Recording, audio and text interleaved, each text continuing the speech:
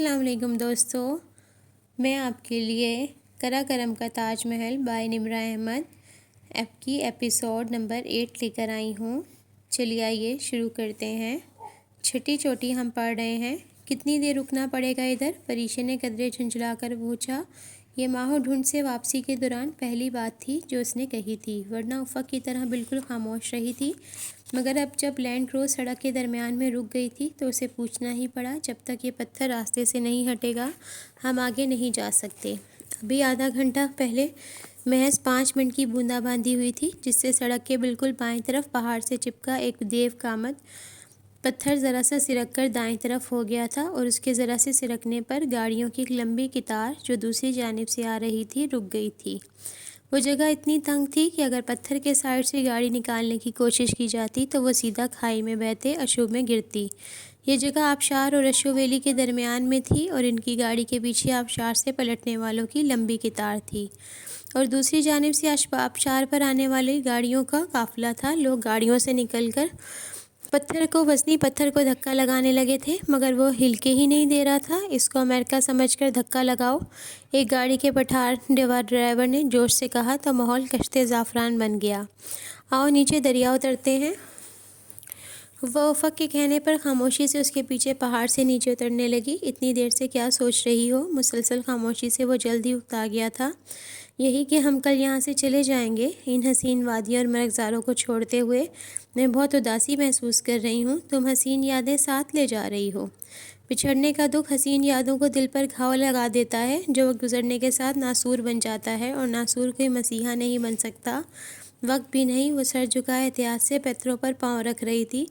चलते चलते उसने जूते की नोक से एक पत्थर को नीचे हटाया। नीचे बेतहाशा सियाह मोटे मोटे कीड़े थे। उसने फ़ौरन पत्थर वापस रख दिया। कीड़े दब गए। हम बिछड़ नहीं रहे, हम फिर मिलेंगे, मुझे इस बात का पूरा यकीन है। वो चौंकी। किधर? राका पोशी बेस कैंप में 8 तारीख को बेस कैंप में मैं तुम्हारा इंतज़ार करूँगा। Come on. उसने सर झटका। एक ज़ख्मी मुस्कुराहट उसके चेहरे पर बिखर गई। मैं दुमानी नहीं आऊँगी, तुम दुमानी ज़रूर आओगी, वो पुरयकीन था। हंसा के पास ही राका पोशी को प्यार से दुमानी कहते थे। तुम्हें कैसे इतना यकीन है? ऐसे कि तुम्हें मालूम है कि मैं तुम्हारा इंतज़ार करूँगा।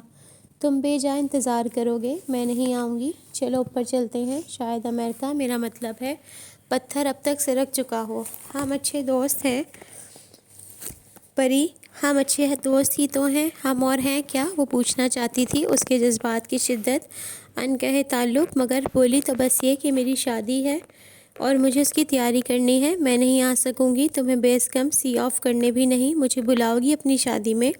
वो एक लम्हे को चुप सी हो गई। वो हंस पड़ा, मजाक कर रहा था। जानता हूँ तुम मुझे अपनी खुशियों में शरीक नहीं करोगी। खुशियों में? उसने यासिया से सोचा, कितना बड़ा मजाक किया था ना उफ़क़ ने बिछड़ते लम्हों में। मगर उसने कहा था वो बिछड़ नहीं रहे। और अगली शाम 31 जुलाई को पेशावर एयरपोर्ट पर निशा और इससे सी ऑफ करते हुए भी उसने यही कहा था, मैं तुमसे दोबारा मिलने का मुंतज़िर रहूँ। मेरा ख्याल है मैं तुम्हें ज़िंदगी में आखिरी दफ़ा देख रही हूँ। उफ़क़ ने मुस्कुराकर नफ़ी में सर हिलाया। मैंने कहा ना, हम बिछड़ नहीं रहे। मैं राका पोशी बेस कैंप में बहुत अच्छी कोहे पैमा का मुंतज़िर रहूँगा। अपने बैग्स को ट्रॉली धकेल कर डिपार्चर लाउंज की तरफ बढ़ते वक्त परीशा ने एक आखिरी उदास नज़र उस पर डाली। मैं नहीं आऊँगी उफ़क़, कोहे पैमा को अब परी को भुला देना चाहिए। कोहे पैमा और परी की कहानी अभी ख़त्म नहीं हुई। मैं कराकरम के ताजमहल पर कराकरम की परी का इंतज़ार करूँगा। वो मुस्कुराया। शहद रंग आँखें छोटी हो गईं, फिर उसकी मुस्कुराहट धुंधला गई। उसके चेहरे का हर नक्श परीशा की आंखों में छाई धुंध में धुंधला होता चला गया। वो तेज़ी से मुड़ी और भागती हुई वहाँ से चली गई। उससे पहले कि कदीम यूनानी देवमाला के इस किरदार का कोई लफ्ज़ रवायात में जकड़े उसके कदमों को जंजीर करता। मंगल 2 अगस्त 2005। मैं खाने देख लूँ, कहकर वो लाउंज से जाने ही लगी थी कि पापा ने कदरे आहिस्तगी से कहा, वहीद से कहो बाज़ार से चप्पल कबाब बनवा लाए। जलील के? वो बेख्याली से बोली। क्या? वो समझ नहीं पाए। नहीं कुछ नहीं, मैं वहीद से कहती हूँ। वो गड़बड़ा कर बोल संभली। भला जलील कहाँ से आ गया दरमियान में? कितनी कमज़ोर हो गई हो परी बेटा, खामखा इतनी दूर चली गई, भला क्या रखा है इधर। फुप्पो पापा के सामने प्यार जताती उसे बहुत मसनूई लग रही थी। इधर क्या रखा था, इधर ही तो सब कुछ रखा था। बस यूं ही वो मज़ीद कुछ ना कह सकी और किचन में आ गई। फुप्पो ठीक कह रही थी। उसने किचन के कैबिनेट के शीशे में अपना अक्स देखकर सोचा, वाकई बहुत कमज़ोर और उलझी उलझी लग रही थी। ये से क्या हो गया था। मैं कराकरम के ताजमहल पर कराकरम की परी का इंतज़ार करूँगा। वह आवाज़ जो किसी नगमा सांस की धुन से ज़्यादा खूबसूरत थी, पिछले 3 दिन से उसकी समातों में गूंज रही थी। वो इसका इंतज़ार करेगा और उसे ना पाकर वापस चला जाएगा। कराकरम की परी और कोहे पैमा की कहानी का यही मंतकी अंजाम था। फिर वो किसके लिए उदास थी? उसके लिए जिसने एक दफ़ा भी नहीं कहा था कि वो उससे मोहब्बत करता है, जिसने ये तक नहीं बताया था कि उसका घर तुर्की के किस शहर में है। फिर वो इतनी जज्बाती क्यों हो रही थी? इन 2-3 दिनों में खुशगवानी के सारे रंग उसकी आंखों से उतर चुके थे। वो बेशक उससे मोहब्बत करने लगी थी, मगर वो भी इससे मोहब्बत करता है, ये कैसे उसने अक्स कर लिया? अब गैर जानिबदारी से मामले को देखती तो इसे लगता कि वो एक तरफ़ा मोहब्बत का शिकार हुई थी। परी कैसी हो? वो सलाद काट रही थी जब सैफ बगैर दस्तक के अंदर दाखिल हुआ और ऐन उसके पीछे आकर बोला। वो चौंक कर पलटी। सैफ को इतने करीब देखकर नागवारी से उसकी पेशानी पे बल पड़ गए। आप अंदर जाकर बैठें, मैं खाना लगाने ही लगी हूँ। वो वापस पलट कर झुक गई। मैं इधर ठीक हूँ, तुमने फ़ोन ही नहीं किया वहाँ से? पापा को करती थी रोज़ाना, ये बहुत था। उसका अंदाज़ इतना रूखा था कि सैफ चौंके बगैर ना रह सका। फिर भी खैर, गंवार किस्म के पहाड़ी लोगों में जाकर रहना कैसा तजर्बा था? उसने ज़ोर से चुरी रखी। पहाड़ी लोग गंवार नहीं, मुखलिस और बहादुर होते हैं, मगर मैंने तो सुना है कि हयाताबाद के दुकानदारों से ज़्यादा चरज़बान और बेईमान कोई नहीं होता। दुकानदार तो सभी एक जैसे होते हैं, चाहे हयाताबाद के हों या इस्लामाबाद के। वो सलाद में लीमू निचोड़ने लगी। परीशे, पापा ने उसे आवाज़ दी। जी कहकर सैफ को मुकम्मल तौर पर नज़रअंदाज करके बाहर आ गई। अपने मामू ममानी को बुला लाओ। वहाँ इसकी शादी की तारीख रखी जा रही थी और मामू ममानी की मौजूदगी लाजमी थी। हाँ हाँ, उनको भी होना चाहिए, आखिर को इकलौती भांजी है, फुप्पो ने फ़ौरन खुशदिली से कहा। वो उन्हें देख कर रह गई।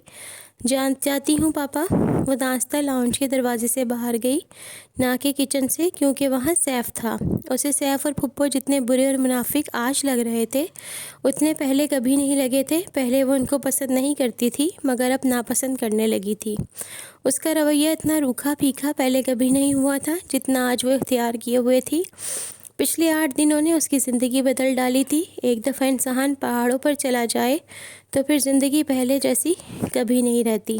निशा के लॉन में आज फिर वो लड़का हसीब के साथ बैठा कागज़ पर कोई लिस्ट बना रहा था। उसे देखते ही उठ खड़ा हुआ। अस्सलाम वालेकुम परी आपा। डोंट कॉल मी आपा, नौक सकोड़ कर कहती वो अंदर चली आई। उसे बहुत बुरा लगता था। मामू और ममानी लिविंग रूम में ही थे। उसने चेहरे के जाविये दुरुस्त करके उन्हें सलाम किया। वो आपको पापा बुला रहे हैं। फुप्पो आई हैं तो पापा ने कहा कि आप लोग भी आ जाएं। अच्छा, डेट फिक्स करने आई होंगी। तुम जाओ परी, हम आ रहे हैं, मामू ने कहा। और खाना वगैरह सब ठीक है ना? कोई मदद चाहिए तो बताओ, बनवा दूँ तुम्हारे साथ कुछ? ममानी बिल्कुल माँ वाले अंदाज में फ़िक्रमंद हो रही थी। वो मुस्कुरा दी। मामी, सब कुछ तैयार है, बस आप लोग आ जाएं।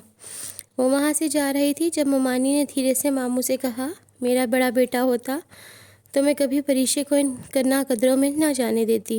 कभी मैं सोचता हूँ कि ज़ेब से एक दफ़ा तो पूछूं कि सैफ में अच्छी शक्ल और पैसे के अलावा इसे क्या नज़र आया जो इसने। इससे आगे वो सुन ना सकी कि बाहर आ गई। वो दोनों लॉन में बैठे थे।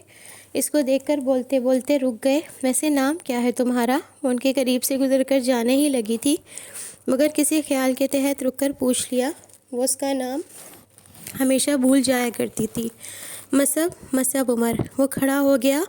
तुम वही हो ना? तुम्हारे अब्बा शायद कोर कमांडर थे और पिछले साल शायद इनको एक एजेंसी का आला ओहदा दे दिया गया है ना? बिल्कुल। पिंडी को इन जैसा हैंडसम कोर कमांडर आज तक नहीं मिला। वो उसके साथ चलने लगा। मैंने सुना है उनको आगे भी बहुत ज़्यादा तरक्की मिलने के चांसेस हैं और ये कि वो सदर के ख़ास दोस्तों में शुमार होते हैं। वो बड़े उखड़े उखड़े अंदाज में पूछ रही थी। मैंने कभी इनसे पूछा नहीं। कम ऑन, तो इतना तो मुझे भी पता है कि पिंडी का कोर कमांडर आर्मी चीफ का फेवरेट होता है। फेवरेट की बात नहीं है, बाज़ लोगों में इतनी खूबियाँ होती हैं कि आपके लिए उन्हें नज़रअंदाज करना मुश्किल हो जाता है। और मुझे ज़्यादा नहीं पता, यूसी में मैं इधर नहीं, घोड़ा गली में होता हूँ। उसने लापरवाही से शान उचकाए। परीक्षा ने खड़े खड़े उसे घूर कर देखा। वैसे बाजियों की उम्र की लड़कियों को देखकर सीटी बजाना भी लॉरेंस कॉलेज में सिखाया जाता है। वो परीक्षी आपी, मैं जस्ट डोंट कॉल मी आपी, वो खटखट करती वहाँ से चली गई। बुध 3 अगस्त 2005। मैं घंटे तक तुम्हें पिक कर लूँगा, डिनर साथ करेंगे। सैफ ने उसके मोबाइल पर फ़ोन किया था। किसी रेस्टोरेंट में यार? नंबर 1, मैं कोई यार नहीं हूँ। दूसरी बात, मैं अभी बहुत बिज़ी हूँ, सॉरी। उसका अंदाज़ खुरदरा सा था। तुम अपनी मसरूफियत मुलतवी कर दो। और सैफ, मेरी कॉल आ रही है, मैं बाद में बात करती हूँ। उसने मोबाइल ऑफ़ कर दिया। उसे याद आया उफ़क़ ने गहरी रात में उसे झील के किनारे वॉक करने को कहा था, तो वो फ़ौरन साथ चल पड़ी थी। मगर सैफ पर उसे ज़रा बराबर भी एतबार ना था। क्या वो शख्स उसकी किस्मत में नहीं हो सकता था? अगर था ऐसा, तो दोनों बरसती बारिश में मारगला की पहाड़ियों पर एक दूसरे से क्यों टकराए थे? वो हमेशा ये बात सोचती थी। चाय का मग उसने ट्रे में रखा और पापा के कमरे में करीब आकर दरवाजे पर दस्तक दी। आओ परीक्षे। वो बैकग्राउंड से टेक लगाए कोई बिजनेस मैगजीन देख रहे थे। उसे देखकर रख दिया। क्या पढ़ रहे थे आप? उनका चाय का मग थमाकर वो बेड की पायंती पर टिक गई। शौकत अजीज़ की बताई गई ग्रोथ रेट में इजाफे की फिगर्स का रिटेल फिगर से मवाजना कर रहा था। ये आदमी स्टॉक मार्केट का स्कैंडल का हिस्सा रहा है। ये तो इस मुल्क की इकानमी तबाह कर देगा। और ऊपर से इतना झूठ। वो कहते कहते उसके चेहरे के तासुरात को देखकर रुक गए। तुम कुछ कहना चाहती हो पापा? अगर आप इजाज़त दें तो वो अल्बर्टू है ना, मैंने आपको बताया था ना, अल्बर्टू की तो 11 अफराद की एक्सपीडिशन टीम राकापोशी समिट करने जा रही है। एक तुर्क ब्रिटिश एक्सपीडिशन है और भी है। 22 दिन की कोहे पैमाई होगी। और तुम इनके साथ 8000 मीटर बुलंद पहाड़ पर जाना चाहती हो? उनके लहजे में संजीदगी थी। 8000 कहाँ, राकापोशी तो बस 7000 चंद मीटर बुलंद है। उसने ये नहीं बताया कि ये चंद मीटर 788 मीटर था। 788 मीटर। 8000 कहाँ रखा और इसकी क्लाइम तो खासी मुख्तसर है। उसने दुआ की कि इनको इल्म ना हो कि राकापोशी का शुमाल मगरबी रिज दुनिया का तवील तरीन रिज है और मौसम तो इधर बिल्कुल भी ख़राब नहीं होता। उसने ये भी नहीं बताया कि अल्बर्टू तो अपनी टीम के साथ कई दिन से राकापोशी बेस कैंप में मौसम ठीक होने का इंतज़ार कर रहा है। मैं चली जाऊँ पापा? तुम जानती हो मैं तुम्हें इजाज़त नहीं दूँगा। उनका लहजा कतई था। जी। वो मायूस होकर वहाँ से चली आई। बाहर बरामदे में आकर वो सतून से टेक लगाकर सियाह आसमान को देखने लगी। तारीकी के पर्दे की ओर की कमान से बारीक चांद झांक रहा था। परीक्षा ने उदासी से चांद को देखा। ये चांद हंसा के आसमान पर भी रोशन होगा। नगर के दरिया के पानी पर भी चांदनी की परियों ने रक्स किया होगा। हो सकता है इस वक्त फ़कर सलान भी इसे ही देख रहा हो, उसके रोशन वजूद में किसी और को तलाश कर रहा हो। फिर पता नहीं उसके दिल में क्या समाई। वो अपने कमरे में आई और दीवार पर लगे पोस्टर्स उतारने लगी। उनको उतार कर किचन में आई और चूल्हा जला दिया। मायानाज, कोहे पैमा और दुनिया के बुलंद पहाड़ उसने आग में डालने शुरू कर दिए।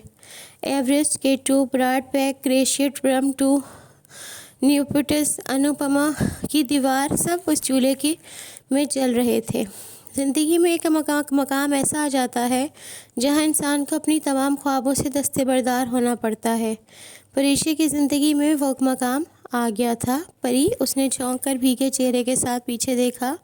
पापा दरवाजे में हैरान से खड़े थे। उसने जल्दी से आंसू साफ़ किए। ये क्या कर रही हो? उन्होंने आगे बढ़कर चूल्हा बंद किया और उसके हाथ में मौजूद आखिरी पोस्टर थामा। तोमास होमर नानका पर्वत के सामने खड़ा था। उन्हें क्यों चला रही हो? ये तो तुमने बहुत शौक़ से ख़रीदे थे। बस पापा, इस शौक़ का क्या फ़ायदा जो सिर्फ ख्वाबों तक महदूद रहे। ज़बरदस्ती मुस्कुराने की कोशिश में उसकी आंखें मज़ीद भीगती चली गईं। कितनी ही देर वो उसको देखते रहे। वो इनकी इतनी प्यारी और फरमाबरदार बेटी यूँ रो रही थी, और वो भी एक छोटी सी ख्वाहिश के पीछे। तुम जा सकती हो परी। जी, मैं सोने जा रही थी।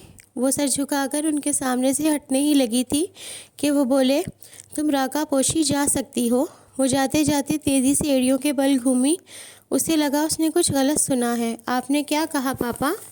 तुम राका पोशी क्लाइम कोहे पेमाई के लिए जा सकती हो, मगर सिर्फ 22 दिन के लिए, समझी? वो हल्के से मुस्कुराए। वो हक्का बक्का सी उन्हें देख रही थी। मैं जा सकती हूँ? हाँ, मुझे आज अंदाज़ा हुआ कि अगर मैंने अपनी बेटी को इसका सबसे बड़ा ख्वाब ना दिया तो ये इसके साथ बहुत बड़ा जुल्म होगा। उन्होंने होले से उसका सर थपका। मगर तुम जाओगी कैसे? सैफ को कहूँ तुम्हारे साथ चला जाए? नहीं सैफ नहीं पापा, उससे तो बेहतर था वो ना ही जाती। निशा और हसीब साथ होंगे ना? हसीब के फ्रेंड्स का ग्रुप ऐसे भी परसों हंजा जा रहा है राका पोशी बेस कैंप का ट्रैक करने। मैं उनके साथ चली जाऊंगी। उसे यकीन नहीं आ रहा था कि पापा इतनी जल्दी इजाज़त दे देंगे। तुमने तो पूरी प्लानिंग कर रखी है। उन्होंने मशकूक अंदाज में उसे घूरा तो वो हंसती। दोनों साथ साथ चलते हुए बाहर लाउंज में आ गए। अच्छा मुझे बताओ कितने पैसे चाहिए होंगे? तुम्हारी टूर कंपनी ने तो 11,000 लिए थे ना? उन्होंने वॉलेट जेब से निकाला। राका पोशी के लिए पापा 7-8। उसने खुश लबों पे ज़बान फेरी। बस 8,000। वो हज़ार के नोट गिनने लगे। 8 लाख पापा, उसने थूक निकल कर कहा। पहले हमेशा वो स्पॉन्सर्ड और फंड्स एक्सपीडिशन के साथ जाती थी। अब 2 दिन में वो फंड्स रेज करने या स्पॉन्सरशिप हासिल करने से तो रही परी। Are you serious? वो हैरान हुए थे। उनका दिल तंग था ना हाथ, मगर इन्हें हैरानी हुई थी। बस पापा, थोड़ा महंगा शौक है ना? वो झनीब कर हंसी। उसे अंदाज़ा नहीं था ये सब इतना आसान होगा। अगर होता तो वो काफ़ी अर्से पहले ही पोस्टर्स जलाना शुरू हो जाती। उसे थॉमस होमर का वो पोस्टर पहले कभी इतना अच्छा नहीं लगा था जितना आज लग रहा था। 7वीं चोटी, पीर, 8 अगस्त 2005। किधर फंसा दिया है आपने परीशी आपा? मैं तो पता नहीं कितना रोमांटिक सफ़र का सोच कर आया था कि हंसा पहुंचकर 4-5 पोर्टर्स लेंगे सामान गधों पर और फिर आएगा गिलगित के दरिया के किनारे। सफ़र करने के बाद तगाफरी का बेस कैंप, खूबसूरत दरिया, घना जंगल, सब्ज़ा ही सब्ज़ा, वो जैसे अम्मात ने बताया था। मगर अल्लाह भला करे आपका, आप हमें रोमांटिक किस्म की राका पोशी के वेस्ट फेस के बजाय किधर बर्फ़सारों में ले आईं? इतनी बर्फ़ और इतने क्रेव्स हैं इधर। यहाँ तो गधे भी नहीं आते। हम तो फिर इंसान हैं। खैर, इंसान होने पर मुझे शक है। हसीब शाह करम से राका पोशी के शुमाल मगरबी रुख का फासला 2 दिन की पैदल मुसाफत पर था और पिछले 2 दिन में हसीब ये बात कोई 600 दफ़ा कह चुका था। सो बेहद तंग आकर निशा ने जवाब दिया, ये इतना ख़तरनाक इलाका है। इस एक्सपीडिशन टीम की मत मारी गई है जो राका पोशी नॉर्थ वेस्ट सब से सर करना चाहती है। इस रास्ते से कोई भी चोटी तक नहीं पहुंच सका। वो सब एक ग्लेशियल वादी में आगे पीछे कतार में चल रहे थे। परीशे, निसा और हसीब, पीछे उसके दोस्त और उनसे पीछे 28 रिपोर्टर थे जिन्होंने हंजा से ही लिए थे। हसीब, तुम्हें तकलीफ़ क्या है? तुम्हारा बोझ तो पोर्टर्स ने उठाया हुआ है। हसीब की मुसलसल चलती ज़बान पर परीशे गुस्से से बोली। 2 दिन पोर्टर्स के साथ रहकर वो भी सामान और कंधे पर उठाए रिक्सैक को बोझ बोलने लगी थी। पोर्टर्स पाकिस्तान में वही काम करते हैं जो नेपाल में शर्पा करते हैं। सीज़न में सब्जियाँ की आमदरफ्त उरूज पर होती है। ये पोर्टर उनका सामान उठाते हैं और उन्हें उनकी मंजिल तक पहुंचा देते हैं। निशा ने इतने सारे पोर्टर्स लेने पर 2 दिन पहले परीक्षा से हैरत से कहा था, इन पर इतने पैसे खर्च करने के बजाय हम इनके बगैर चले जाते हैं, क्या फ़र्क पड़ेगा? फ़र्क तो कोई नहीं पड़ेगा। बस हम 2 दिन क्या 2 महीनों में भी राका पोशी नहीं पहुंच सकेंगे। पिछले 2 दिन से वो पैदल इन बर्फीली वादियों में सफ़र कर रहे थे। ये वो इलाके थे जहां फासले को किलोमीटर, मीटर या मील से नहीं, दिनों, हफ्तों और महीनों से नापते हैं। तो दोस्तों, ये थी आज की एपिसोड। तो कल फिर मिलेंगे। अगर आपको मेरी ऑडियो अच्छी लगी हो तो इसको लाइक कीजिए, शेयर कीजिए और मेरे चैनल को सब्सक्राइब कीजिए। अल्लाह हाफिज़।